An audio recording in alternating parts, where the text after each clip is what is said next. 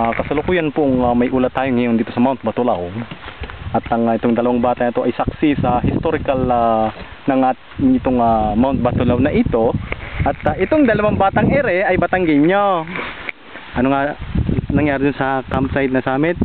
Sa summit ay may isang taong nahulog.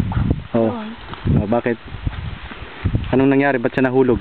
Dahil doon po sa kalilikotan lubot kaya namang iingay.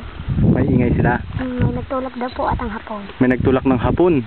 Nakita lang yung hapon? Ha? Nakita lang yung hapon? Hindi. Nung itutulak na po siya, nakita niya. Nakita niya? Tapos nagtatawanan? Tapos yung isang natulak na namatay, sabi mo? Itong nasunog na yan? Yan? Ay, tawanan po tawanan lumabas po sa puno ng iyog yung hapon na nakasakay sa bahay. Documentary? Tapos? Sabi daw po ng mga huwag daw po maingay. Tuloy pa rin daw po, tawanan pa rin daw po silang tawanan. Namatay yung isa?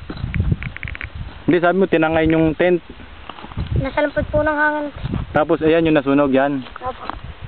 Namatay yung isa. Hindi sila nakinig sa hapon. Hindi na. Ako may istorya. Ano sa hapon? Ang tatlong gulong. Hindi, joke lang. Paano patayin to? Okay. Nabutan na tayo. Commander pa rin, may minutes pa rin, wala na. Pula. Meron minutes pa rin. Ilipat mo. Tata! Hindi, ibilog. Sa taas, ilipat mo. Ano, kuya? Meron pa rin? Tuloy nagpapaalikap. Dulas eh. Ako katulad mo eh. Ba na itsura ko oh. Cut ulit, cut.